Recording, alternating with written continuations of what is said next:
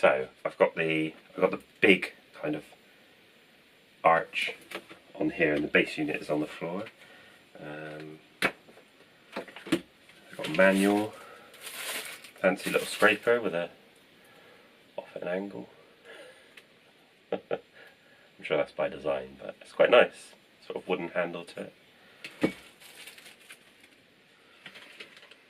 And we've got this, which I know is for the filament, so that'll be the bar it goes across. But I've seen people 3D print a chunkier one so that it sits between that. So I probably will do that at some point. Power lead.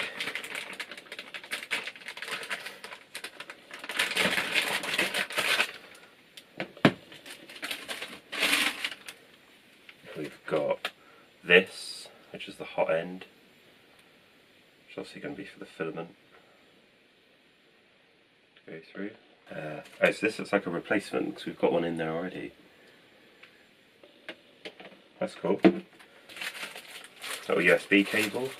I probably will use that because I've got a surface that I use to do the Up Mini at the moment. Not sure where I'm going to put the Up Mini.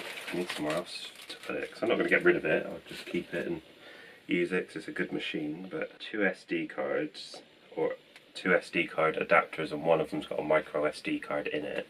So I assume that's just an adapter for, you know, whatever. And then there's all the stuff for. I've got a USB stick, a little tiny little chipboard in there, and some screws, so that'll be for the frame.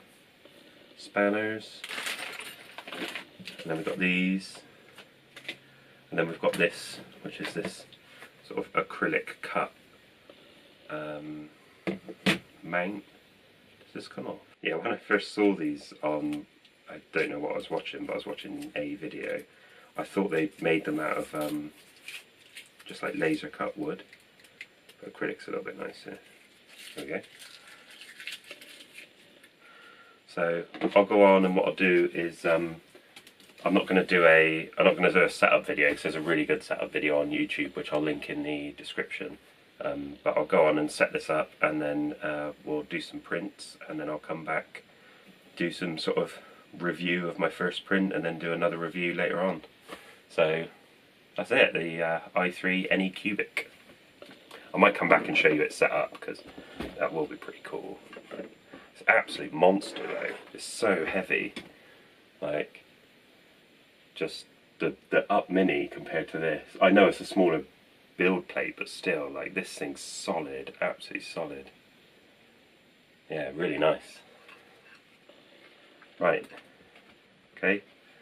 Thanks for watching, guys. Be back in a bit once it's all set up. Okay, so I've done all the bed levelling and I've set everything up, and I've got the spool holder all set up and done all of that. The bed levelling, one thing that kind of threw me off a little bit is because the Up Mini kind of just does a lot for you, but then it's a lot more expensive. These little screws here allow you to drop this up and, or let it know where 0 is, up and down a bit, because this was just, even with these fully extended, this was just still so far away from the nozzle that it wasn't going to work. Anyway, let's try it. Okay, the touchscreen's really nice as well, I like that. Owl. So, print. And then that should get to start heating up, ready to go. Okay, so there it is printing. Looks like it's doing a good job. Then we'll wait and see how that goes.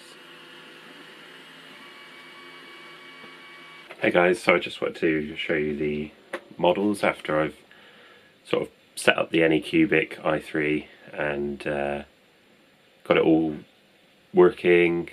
The only issue I had was those little screws that I said about before, but the print quality is amazing, really good. I'm really surprised, to be honest, because I think I paid about 550, something like that, 500 to 600 pound for the Up Mini, and at the time it was really good and I was really pleased with it. But it's just buying a printer for 300, or you know, 250 to 300 pound for the AnyCubic one, and getting like prints that I've got is just incredible. So here's the first one. I've left it sort of as is, just get something I can put behind it quickly. So it's one of the little owls. So I think you can see that. Let me bring it back a little bit. Like the quality of that is just incredible. Like, it's so good. Like, you can see some lines down the back, but hardly any compared to the stuff I was printing before. And then it comes in a pair, so there's the other owl. Bring it back.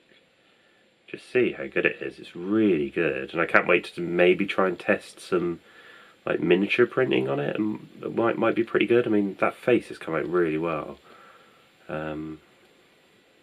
Yeah, so I'm going to give it a go. One thing I obviously wanted to quickly do was test the Epic Dungeon Tiles texture, so I quickly did that as well. Let's get that come back a bit. So you can see, like, that just looks awesome. It's come out so well. It's one of those things though where it's like, do I go back and then reprint all of my tiles? Probably not. But you see the bottom as well, that bottom layer is just crazy. So good. I'm really pleased with it, and I'd recommend it to anyone, especially if you're sort of on a budget and you know you're going to be doing dungeon terrain, things like that.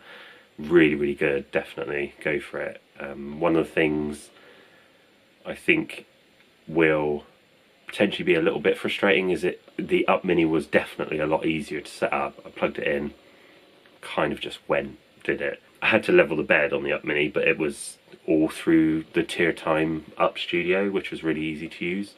But the AnyCubic, kind of, the instructions are a little bit sort of, they run you through the guide, and then it's like, oh, there's some troubleshooting bits if something doesn't quite work.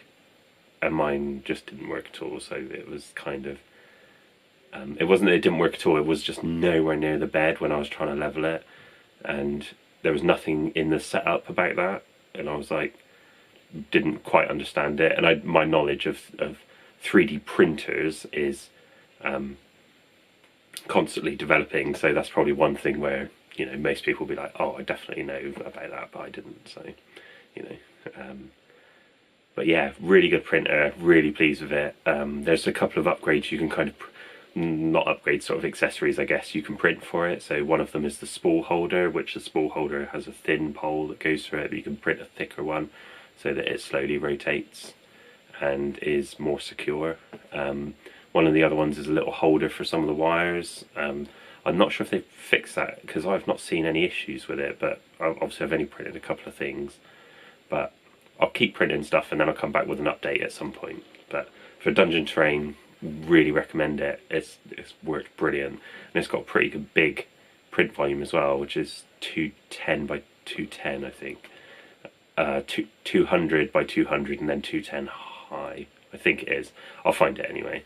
But it's definitely 200 squared, which, you know, is a pretty big, you're looking at a pretty big model, 200 squared, so, you know, you're looking at that sort of thing. So, pretty big, whereas on the Up Mini it was only 100, so I could actually only print, or 110, but I could only print effectively like that. So that was it, that was all I could print, which was like one dungeon tile. I think I could print two, so I could print two front and back dungeon tiles, which you can understand how slow that is to test stuff and get stuff printed. So this should help me ramp stuff up, and yeah, really exciting, really cool. So thanks for watching, guys, and I'll give you an update soon, and check out my other videos. Let me know what you think. Cheers.